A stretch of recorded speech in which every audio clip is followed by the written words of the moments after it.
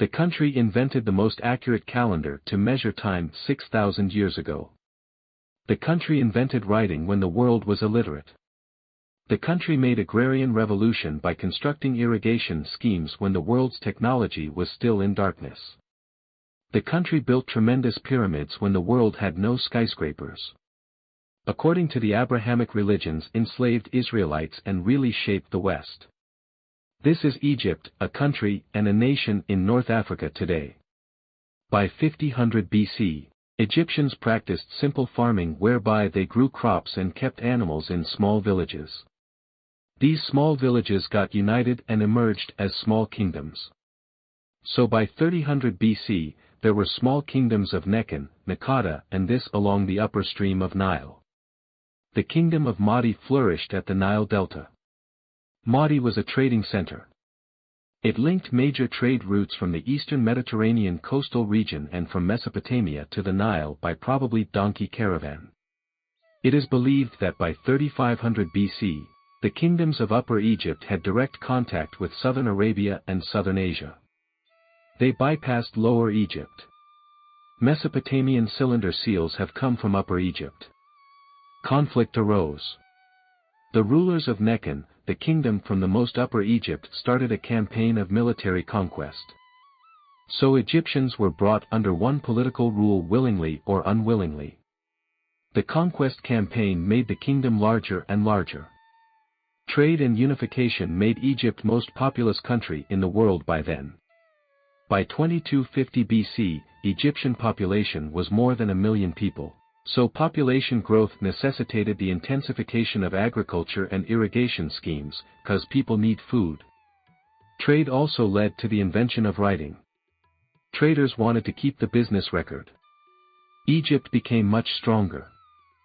Pharaohs, the Egyptian emperors, were the powerful rulers with the centralized bureaucracy that directed labor and collected taxes. The pharaohs ruled by taxation and redistribution system. They got food supplies by taxation and redistributed it to the citizens during famine. The literate people were very powerful. They controlled the labor of hundreds if not thousands of people. They were the very people who supervised taxation and redistribution.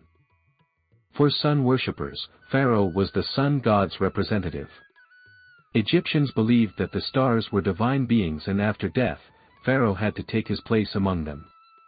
So pyramids, which were Pharaoh's cemeteries, were built as symbolic ladders to heaven the king may ascend on. For instance, in about 2528 BC, Pharaoh Khufu built the Great Pyramid of Giza, one of the spectacular wonders of ancient Africa and one of the 7 wonders of the ancient world. It covers 5.3 hectares and is 146 meters high.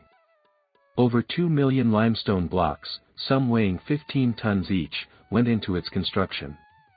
At its peak, the pharaoh had power over the Nile floods, rainfall and all people including the foreigners.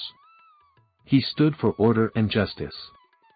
A massive hereditary bureaucracy effectively ruled the kingdom with rows of officials forming veritable dynasties. Their records tell us that much official energy was devoted to tax collection, the supervision of harvests and the administration of irrigation.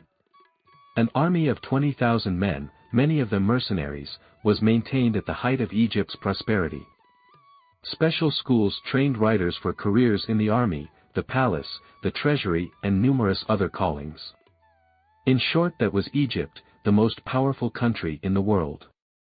Life is not a bed of roses, and Egypt was not unique. Drought hit the country. Nile dried up to the extent that one could walk across it. A populous country with many Asians who were cooks, brewers, seamstresses, merchants and slaves was hit by famine. The food stock failed them. Pharaoh could not feed the hungry people. He built the biggest and most advanced Fayum oasis irrigation scheme to mitigate the drought harshness, but the blow was powerful enough to shake the empire. Rebellion started. Provincial leaders fought for full power, trying to rip away their provinces. Pharaoh tried to fight back in vain. Pharaoh Ramesses II campaigned far into Syria, but he was fought back to a standstill in the Battle of Kadesh. After the death of Pharaoh Ramesses III in 1070 BC, the Nubian annexed Egypt in the 8th century BC and ruled it for a short period of time. The Assyrians looted Thebes in 660 BC. Egyptians regained their power for some few centuries, but the Persians conquered them in 343 BC.